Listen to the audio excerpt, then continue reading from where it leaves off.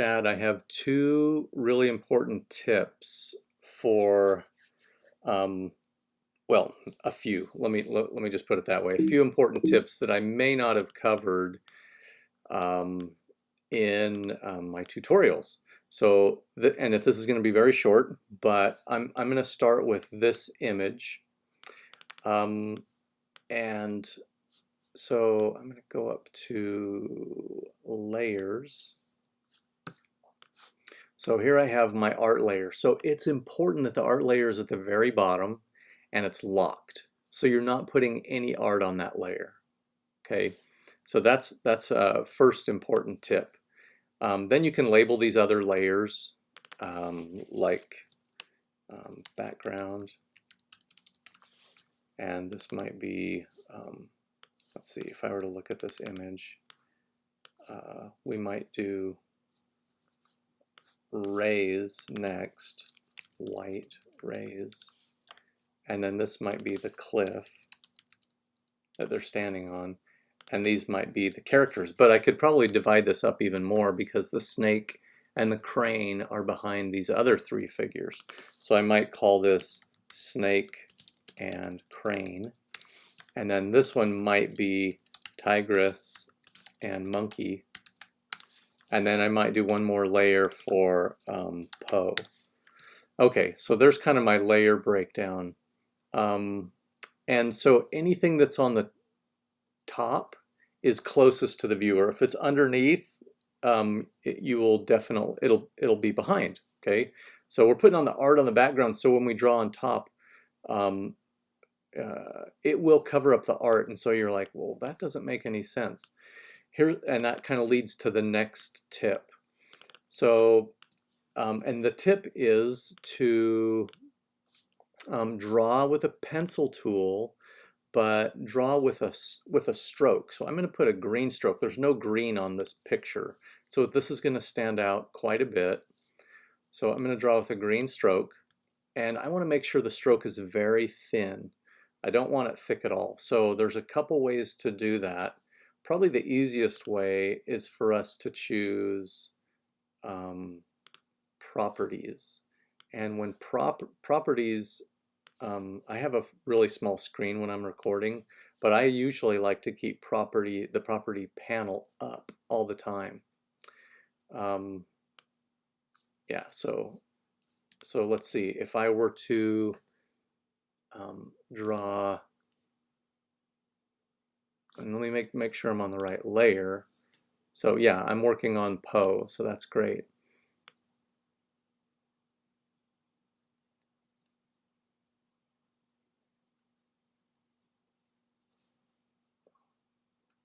Sorry for the quiet. I'm drawing here. It's kind of maybe a little more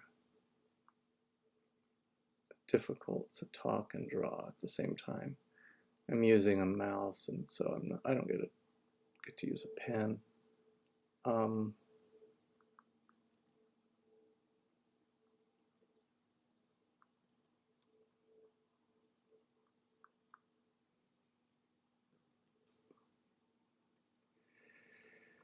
And I have to remember to breathe too.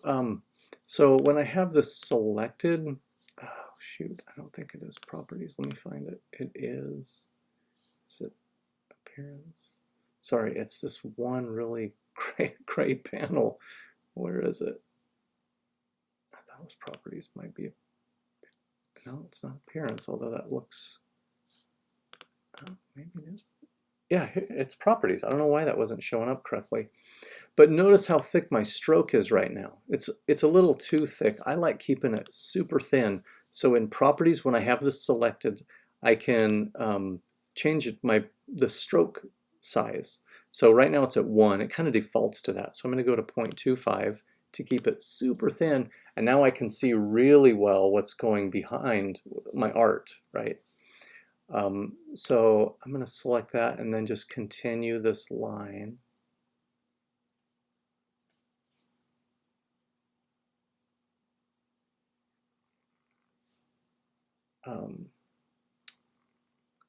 And I'm doing this for a few reasons, so just stick with me. Okay, so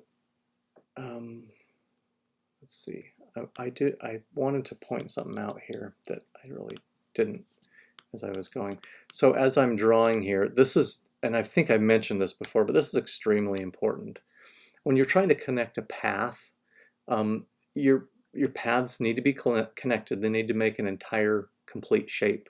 And so you can see my pencil showing up. It has a little asterisk down in the right corner of the pencil icon. When I'm going to start a path, notice what happens to that asterisk. It changes to a slash. That's what you want. That means you're ready to continue drawing from an existing path. So here I am. I clicked on it, and I'm drawing from an existing path. And notice what now takes the place of the asterisk. It's a little circle of some kind. That means it's going to complete a path or complete a shape. So look for those two icons when you are working and trying to connect a path. Okay, so now I'm going to be, I'm going to draw his eye. There's a little.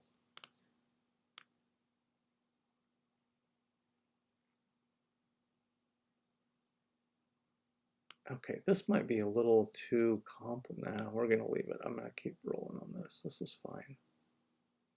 Okay, so I have 3 different shapes. I can color those black. If I just use the eyedropper and click on the black, boom, that's great. And then here's my hat. I'm going to color that. Now the problem is, obviously, the eyes are in front of the hat. So how do we fix that? Well, we do that in layers. And let me show you. Here's what I've done in Poe so far. I've made 3 shapes. If I use the twist down, I can see my shapes. Here's an eye, a nose, another eye. They just look like big shapes. And then here's the hat. And I can tell because it's kind of triangle-y. But the hat's on the bottom. And that means it's behind these other 3 shapes. If I want it on top, in front of those other 3 shapes, I'm going to drag this empty, I'm going to click on this empty area here and drag up until I'm in front of those shapes. And notice it's like a bar. It's not solid.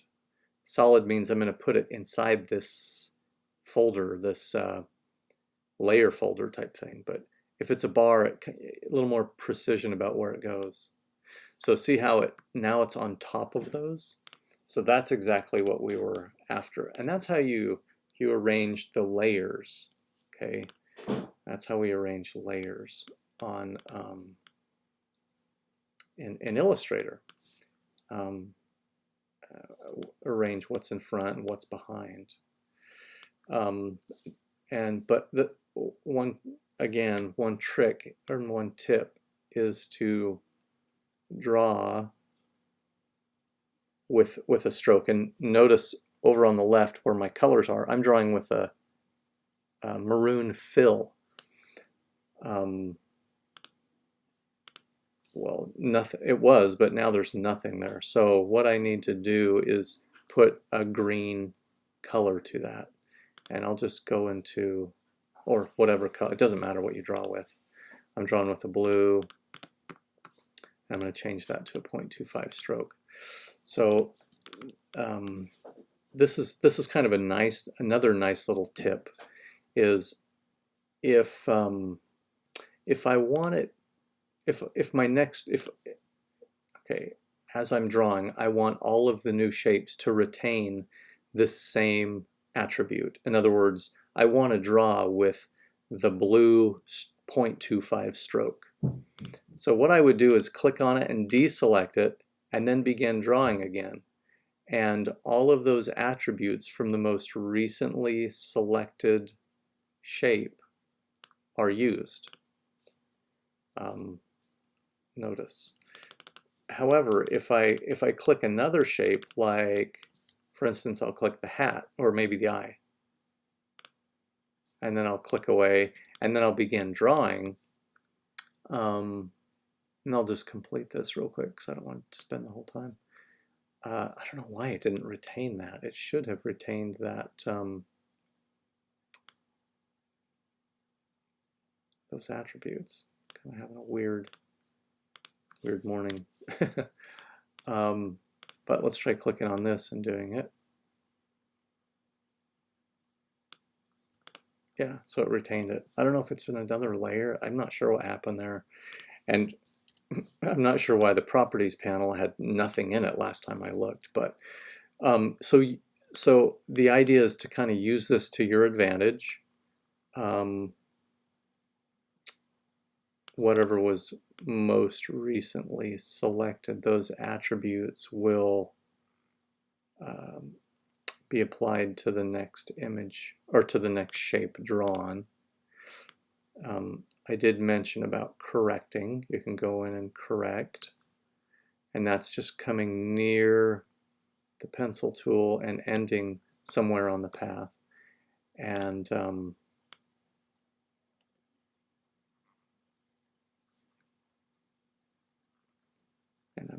give me a second here. I'm going to finish tracing this shape, and then I'm going to use the eyedropper tool to quickly fill in these colors, and that I'm fine with that, but it's nice to have.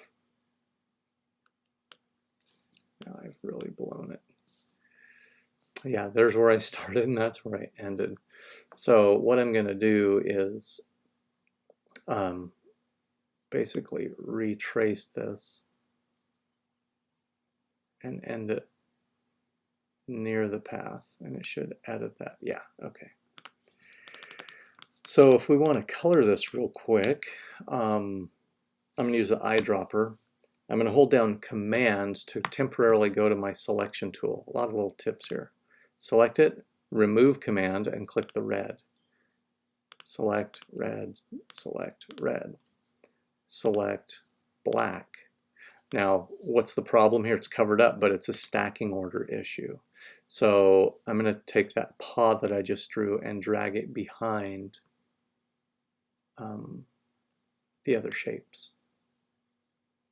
And do you remember that little black stroke I made? There it is.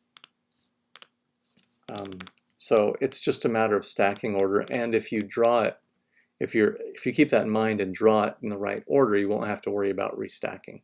No big deal, but that's anyway a few things to keep in mind.